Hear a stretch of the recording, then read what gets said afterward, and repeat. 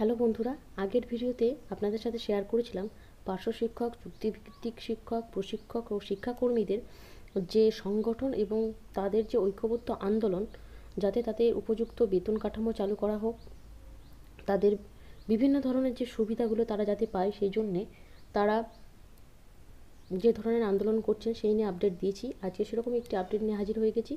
সামনে লোকসভা নির্বাচন, সেটাকে উদ্দেশ্য করে পার্শ্ব শিক্ষক, চুক্তিভিত্তিক শিক্ষক কর্মীদের বেতন বৃদ্ধির যে দাবি, তা বিকাশ ভবনের আধিকারিকগণ নবান্নে ফাইল পাঠানোর যে মন্তব্য করেছেন, তা কত দূর দ্রুততার সাথে হবে, নাকি শুধুই ভোটের সামনে আশা দেখানো, সমস্তটাই কিন্তু দেখা যাক কী হয়।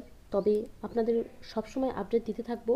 যে 4টে দফা দাবি এখানে রয়েছে গুরুত্বপূর্ণ, সেই দাবিগুলো নিয়ে কিন্তু তারা ফাইল করা হয়েছে, যেখানে চুক্তিভিত্তিক শিক্ষক, প্রশিক্ষক ও শিক্ষাকর্মীদের যোগ্যতা অনুযায়ী বেতন কাঠামো চালু করতে হবে, প্রত্যেকের জন্য অবসরকালীন সুবিধা প্রদান করতে হবে এবং চাকরি শেষে 10 লক্ষ টাকা গ্র্যাচুইটি প্রদান করতে হবে, চাকরির সময় থেকে ইপিএফ চালু করতে হবে, আর অবসরকালীন বয়স যেটা 65 বছর সেটা করতে হবে।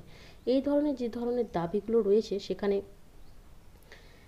সেই ন্যায্য দাবি নিয়ে যে আন্দোলন এবং বেতন বাড়লে কতটা বাড়বে, পার্শ্ব শিক্ষক, চুক্তিভিত্তিক শিক্ষক সবার জন্য বাড়বে কিনা, এসএসকে, এমএসকে থেকে শুরু করে স্পেশাল এডুকেটর প্রত্যেকের জন্য কী ধরনের ইনফরমেশান আসেন, আর সরকার কতটা সংবেদনশীল হবে সেটাই দেখার। সবার নজর কিন্তু সেদিকে।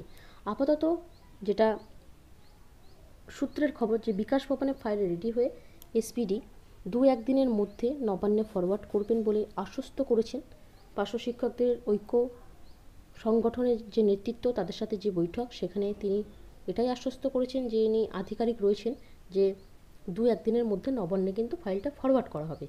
এর থেকে বেশি কিছু নয়, তবে তিনি আশ্বস্ত করেছেন ফাইলটা পাঠালে সরকার হয়তো পজিটিভ কোনো রেসপন্স নিতেও পারেন।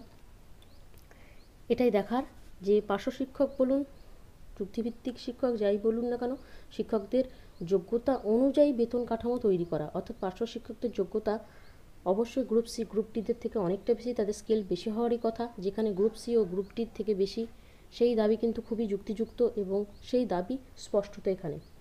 এবং পার্শ্ব শিক্ষকদের এটাই দাবি যে ডেপুটেশন যাতে নবান্ন পৌঁছে গেছে কিনা সেটাও তাদের আপডেট নিতে হবে, অর্থাৎ 2-1 দিনের মধ্যে তারা আবার আপডেট নেবেন। তাদের ঐক্যবদ্ধ সংগঠনের যে সমস্ত নেতৃত্ব রয়েছেন, অবশ্যই তারা এটার সাথে লেগে রয়েছেন দীর্ঘদিন ধরে। এবার লোকসভা নির্বাচনের আগে সরকার কতটা গ্রিন সিগন্যাল দেয়, এটাই দেখার। তো দেখা যাক কত দূর কী পজিটিভ রেসপন্স আসে এবং সেটা কাদের জন্য এবং কতটা কি সবার জন্য, সেটাও দেখার। যখনই যে আপডেট পাবো আপনাদের সাথে শেয়ার করব। আপাতত এটাই বলার ছিল। পরবর্তী ভিডিওতে এই ধরনের আপডেট নিয়ে অবশ্যই আসবো। চ্যানেলের সাথে থাকার জন্য ধন্যবাদ।